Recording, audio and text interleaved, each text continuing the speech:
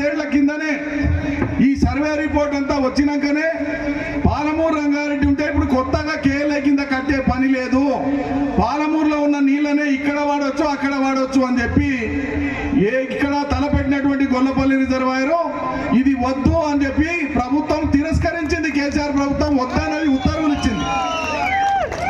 కొంతమంది చదువు రాకనో అవగాహన లేకనో ఆనాడు ప్రభుత్వం మంజూరు చేసింది కదా అనమాట, మంజూరు చేయలే, వద్దు అన్నది కేసీఆర్ సర్కార్. మేము కోరిన మాట నిజం, కానీ కేసీఆర్ సర్కార్ ఆనాడు వద్దన్నది. ఎందుకు వద్దన్నది? పాలమూరు రంగారెడ్డి ఏదుల తయారైంది, నెత్తి మీద కుండ పెట్టుకొని మళ్ళా నీళ్ళకి ఎందుకు దేవులాడతారు, మళ్ళా ఖర్చు ఎందుకు అని చెప్పి వద్దన్నది. ఆ రకంగా 2018 సెప్టెంబర్లో గొల్లపల్లి రిజర్వాయర్ అవసరం లేదని ప్రభుత్వం తిరస్కరించింది. కేసీఆర్ ప్రభుత్వం తిరస్కరించింది. 8 ఏళ్ళు అయిపోయింది. 8 ఏళ్ల కాలంలో పాలమూరు రంగారెడ్డి ఏదుల 100% పని 4-5 ఏళ్ల కిందనే కంప్లీట్ చేసి పెట్టేసినాం.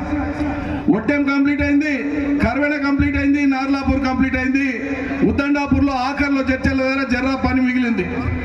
10% పని పూర్తి చేస్తే పాలమూరు రంగారెడ్డి కింద మొత్తం 12.5 లక్షల ఎకరాలకు నీళ్లు రావడానికి తయారుగా సిస్టమ్ తయారు చేసి పెట్టింది కేసీఆర్. 27,000 ఎకరాల భూసేకరణ పూర్తి చేసినాం. 32,000 కోట్ల రూపాయలు ఖర్చు చేసినాం. ఇప్పుడు కొత్తగా చీర్కపల్లి గొల్లపల్లి భూములను ముంచి కొత్త రిజర్వాయర్ కట్టే అవసరం లేదనేటువంటి మాట రైతులు చెప్పిన మాటనే మేము చెప్తున్నాం. ఎందుకు? ఏదో తయారైంది కాబట్టి. ఏదో ఉండగా కూడా మీరు ఆయన చెప్పలేరా, మీరు ఆయన చెప్పింది కాబట్టి మేము ఇప్పుడు చేస్తామంటున్నారు. మేము వద్దని మేమే చెప్పినాం, కోరినాం, ఏదో వచ్చింది కాబట్టి వద్దన్నాం.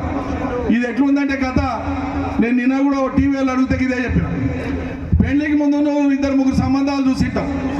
ఆ ఊర్లో అమ్మాయిని, ఆ ఊర్లో అమ్మాయిని, ఆ ఊర్లో అమ్మాయిని, ఆఖరికి ఈ అమ్మాయిని వచ్చి ఆ అమ్మాయిని చేసుకున్నావు.